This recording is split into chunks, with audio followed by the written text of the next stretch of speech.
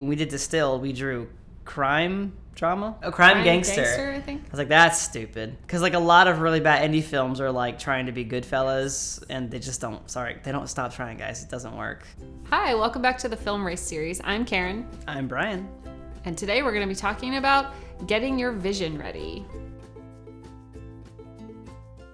While we have had some film races that we went into completely cold, meaning I didn't think at all about what we might do if we get this genre or this criteria, and some of those were really good. Early on, we were worried about don't want to break the rules and like come up with too many ideas. And while I've never done that, we have found kind of a nice middle ground. And what I will do as I approach a film race is anything that inspires me that I'm watching or reading or looking at, I'll just throw it up somewhere. I have what's called 72 Fest Soup, and I just put a bunch of stills up there from shows I've been watching or visions I've had about what it could be visually. And sometimes that will line up, like with Capsule.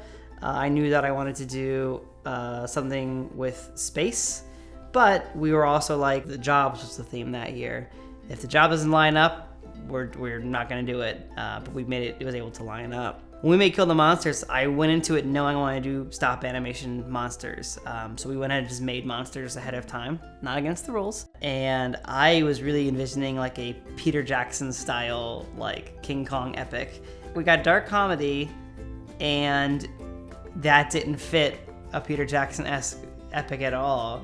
So we then said, well, let's make it like a 70s kind of exploitation cinema feel, where it's got this kind of like grindhousey feel, so it turned more into that. There was one year that we really went into it pretty much already knowing what we were going to do and trying to kind of fit the criteria into that. Marianne. We weren't expecting romance, but we were basically like, we want to make a pirate movie. So yeah, it really depends on which film race you're doing, how you want to prep your vision. You're the one that usually says, I have this in mind.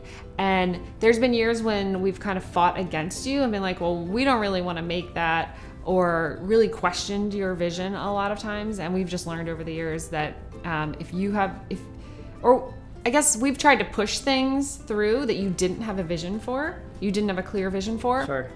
And that always doesn't turn out as good, because your director needs to have a clear vision of what the end product will look like. They need to have a clear vision of where the production is going, where this story is going. Because if they don't, then it's just not, that's going to come across to the audience that it's not clear. When we did Distilled, we drew crime drama? Detective gangster? Crime gangster, I think. I was like, that's stupid. And then my friend Eric, who was our writer, he's like, hang on now.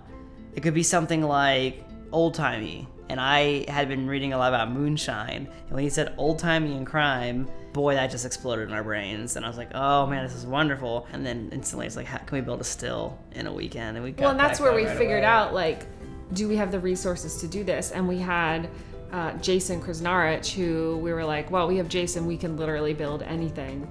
He and your brother Chris, who helped him, built an entire moonshine still in about 8 hours. Mm-hmm. Having that vision of where it needs to go and knowing what you have available and figuring out if that's going to work. I mean, that's where you need to tap into your other crew members that are in it fully with you. So your writer, your producer, your AD, production designer, whoever you have that's going to be in like the brainstorming part of everything. Right. If you don't really know what to do, if you have no idea of what you want to make, I would just say like lean into genres or stories that you're drawn to or that you find curious. Because if you're trying to make something that to entertain someone else and does not entertain you, it's just gonna be awful. So if you don't like scary movies, don't try and make a scary movie. If you're not funny, don't try and make a comedy. You think of things you like and kind of like remake them in your own way with a different story, but have that same tone. I guess kind of capturing the tone. Like when Sophia, it was the witch I had just seen, so it has that kind of like brooding sense of dread. That's a good time to really lean into the criteria that you get. If it's a film race where there's a specific character and job that you have to use, just lean into that. Don't make them just like a little side character. Maybe figure out who that person is and what makes them tick and make the story about them.